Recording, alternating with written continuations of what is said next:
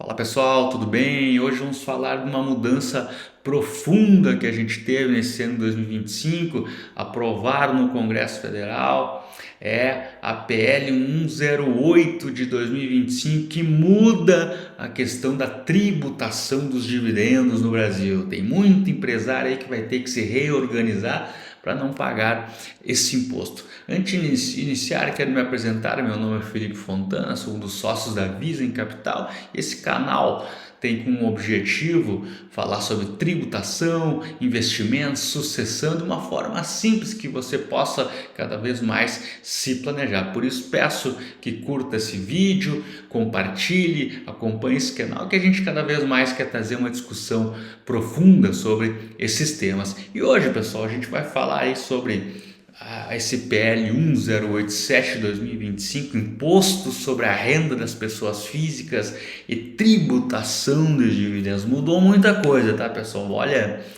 dizer sim que a gente teve alguns benefícios, vamos dizer, para quem tem salários menores, porém, para quem vai pagar a conta tem que rever para não pagar aí 10% dos dividendos. Eu que sou contador, vejo isso muitas vezes como uma bitributação, né, gente? Porque a gente sabe que o empresário hoje paga a receita na fonte, né? No lucro presumido ou no próprio simples, ele vai pagar um percentual da fonte, independente se teve lucro ou prejuízo. E agora a gente fala que depois de todo um balanço patrimonial, uma DRE, o que sobrar após de todos os impostos vai ser tributado, né? Então é uma coisa que o Brasil consegue se cada vez mais se superar, né, pessoal? E vamos iniciar um pouquinho sobre uma mudança que teve, até para entender o porquê que teve essa questão, né, que uns dizem que é tal da justiça tributária. Eu acho que não é, porque justiça tributária a gente tem que trabalhar quando o país gasta menos do que ganha, né? Não é o que acontece no Brasil. O Brasil cada vez mais quer arrecadar.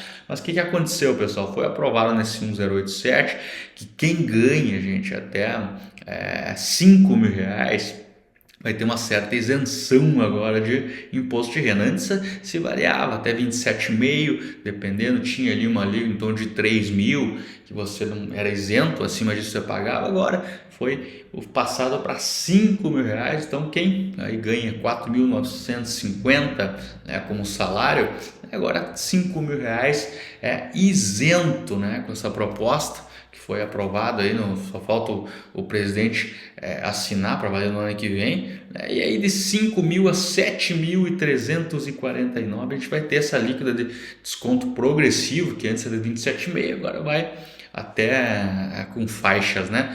E acima de 7.350, né, você vai pagar os 27,5 de imposto. Então, isso até é a principal mudança, né, referente, né, do benefício para quem ganha até 5 mil reais. E, gente, isso aí gera vamos dizer assim, um déficit, né, muito grande para o governo, porque ele deixa de captar então de 28 bi, né, que vem dessa fatia. E essa conta, pessoal, ela foi passada, né, que se chama taxação dos super ricos, né, que não é rico, né, com esses valores aí.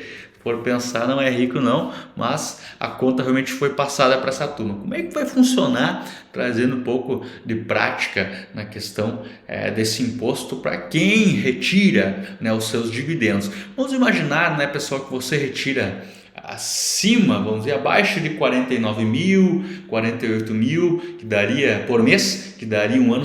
Então, abaixo de 600 mil, você é isento de pagar esse imposto de renda. Se você retira acima desse valor e chega no final do ano e retirou aí 740 mil, você vai pagar 2,5% de imposto.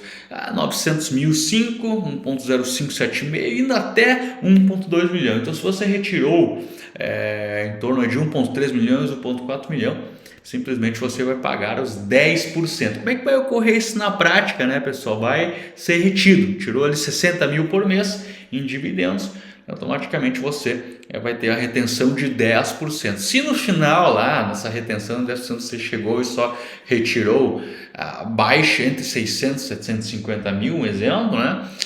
geralmente há uma devolução aí de 7,5%, né, no programa de imposto de renda, né, pessoal. É importante dizer, né, pessoal, que isso é um impacto muito grande, principalmente nos setores de serviços, né, a gente tem a área médica, algumas áreas de advogado, áreas simplesmente contadores, áreas de serviços que a gente vê, onde há uma retirada, não tem muito o que se investir na empresa. Isso aí serve também para o pessoal não retirar muito como caixa, retirar esse valor, deixar ali, mas é um problema muito grande para o setor de serviços, que já vai sofrer muito na reforma tributária, uma base que é para 26, 27, 28% na fonte. Então olha que bizarrice tributária que a gente está tendo, porque você que está no presumido, né, você recebe 100 mil, você já é praticamente taxado ali em 16,5% até 20%, na reforma vai ser em torno de 28%, então o governo já comeu esse valor de você. E aí no final agora também, depois de pagar todas as contas, todos os impostos, você vai ter uma outra tributação lá embaixo que pode comer mais 10% do seu lucro. É uma bizarrice, Brasil, mas a gente tem que se adaptar. Então, entendido, pessoal, essa questão do 1,2 milhão. Então, se você retira aí, quer fugir desse valor, não retire mais de 50 mil de caixa. Bom, gente, vamos discutir as exceções. É importante a gente falar sobre isso aí, é importante que algumas coisas ficaram de fora, né? Excluídos da base de cálculo, atividade rural, né? Existe hoje uma parcela isenta relativa à atividade rural, né? Que isso aí é separado, diferente, por exemplo, da pessoa física que recebe a parcela isenta. A atividade rural ela tem valores lá que ela pode retirar, que ela não vai pagar imposto. Ganho de capital, né, gente, que não mexe também com operações de bolsa e mercado de balcão organizado, os ganhos ali, se você leva, eles não vão ser tributados, né, realmente essa questão aí. Herança ou doação, mesma coisa, se você recebeu lá, né, o valor que você recebeu por herança, o adiantamento de valor referente a isso não vai pagar imposto. Recebeu 300 mil, 500 mil, recebeu 2 milhões de herança, não, isso aí é outro imposto que vai ter um ITCMD, outros não vai entrar aqui nesse caso. Então ele sai também nessa questão. E rendimentos tributários exclusivamente na fonte, né, pessoal? Aplicações de curto prazo, um CDB que você vai fazer, você pagou o imposto lá, não vai ter também essa tributação. Outro detalhe também que era uma discussão muito forte em relação ao que fazer, o que não fazer, foram as LCI e LCA. O governo ele queria tributar, né, porque a gente vê também, né, hoje em relação aos títulos isentos ao Tesouro, que paga 15%, a LCI e LCA hoje estão destoando um pouquinho a questão desses títulos isentos. Mas o Congresso não passou, né? Essa questão foi retirada da comissão. Então o LCI, LCA, todos os rendimentos desses títulos, LCI, LCA, CRI, CRA, CDA, CDCA, WA, CPR, LIG, LCD, debêntures incentivadas, eles ficam isentos. E também, gente, os fundos de investimentos imobiliários, para quem investe nesse setor de fundo imobiliário, compra ali uma cota na bolsa, também tem uma isenção, sai fora desse cálculo, né? Junto com o FIAGRO, que são os fundos de investimentos do agronegócio. Então ficou totalmente fora, uma lei feita 12.431/2011. Então quem investe em debêntures incentivadas, esses títulos estão isentos, tá? Então isso era para ser tributado e foi retirado no final lá. Ficou só para o rendimento. Isso é importante dizer, né? Até fazer um desabafo aqui, que a gente vê que no Brasil é um país muitas vezes do rentista, porque ele tributa o lucro de uma empresa, mas ele não tributa, né, os seus títulos isentos, né? Então a gente tem que repensar que país que a gente quer, né? Talvez ficou interessante para o rentista e tem que pensar duas vezes agora antes de abrir uma empresa, né? Para quem tem dinheiro, né? Porque realmente esse valor entra isento lá, e na empresa muitas vezes a gente sabe que demora 4, 5 anos você fazer grandes retiradas, você vai investir 5, 6 anos, e quando vier grandes retiradas vão ser tributadas. Uma coisa meio bizarra, né? Para quem é empresário, mas foi o Brasil. Outra questão aí, pessoal, aposentadoria e pensão, rendimentos isentos por aposentadoria ou pensão por uma moléstia grave. Existem algumas informações de câncer, né? Quem tem essas questões aí que não paga imposto de renda, então entra uma outra lei aí de proteção. E lucros e dividendos relativos a resultados apurados é 31/12. Então tudo que for apurado até esse ano ele entra com certa isenção. Ele fica muito atento, porque isso pode gerar até uma oportunidade no mercado de renda variável de curto prazo, que as empresas da bolsa que tem muito caixa vão querer já passar esse valor para os seus acionistas para não ser tributário no que vem, né? Não tem muita lógica, né, gente? Você ter 3 milhões em caixa de uma PJ e pensando na ótica, né, se você mandar esse dinheiro para você na sua empresa lá em março do ano que vem, vai ser tributado 10%.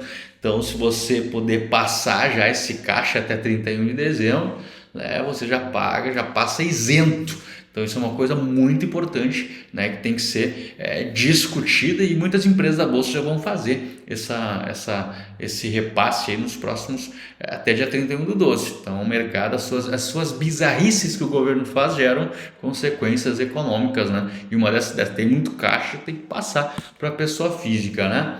E aí, pessoal, falando um pouco sobre imposto mínimo aqui, até para não complicar muito, quando a gente fala em imposto mínimo, a gente vê um movimento principalmente internacional e no Brasil também de as pessoas pagarem imposto. Mesmo o LCI e LCA ficando isento, o fundo imobiliário e todo, existe uma discussão muito, né, que são lá fora, por exemplo, o que vai acontecer em alguns momentos, né, pessoal, que há uma possibilidade até por exemplo, uma base de cálculo de tributação considera todos os rendimentos recebidos anualmente, inclusive exteriores, offshores, fundos de aplicações lá fora, vão poder ser uma possibilidade de fazer uma dedução, né, referente à questão do imposto aqui que você paga lá fora, né, até para não ficar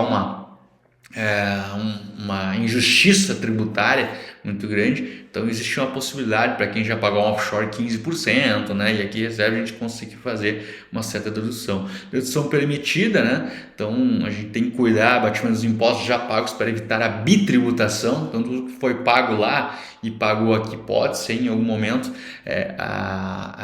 vamos dizer assim, deduzido, abatido aqui, né? Então, como já é acontecido no mercado internacional, né?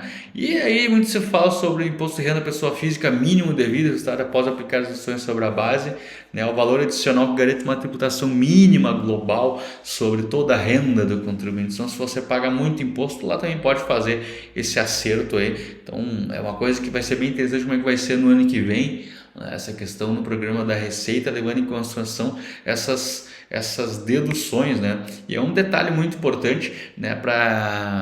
Não vamos entrar muito em dados, mas uma preocupação que se tinha era se você, né, dependendo, tem empresas hoje que pagam no Brasil uma maluquice tributária, nem seguradoras 40%, instituições financeiras pagam 45% de impostos.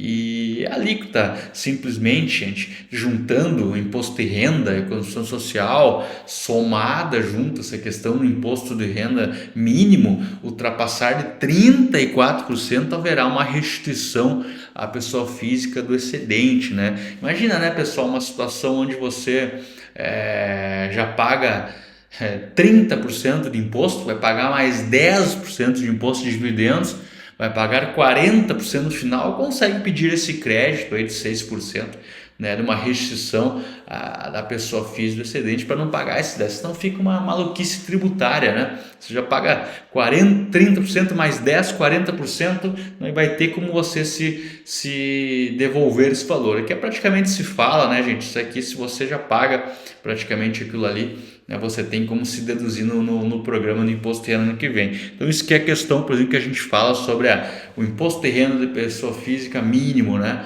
o IRPF-M, né, então não pode passar de 34%.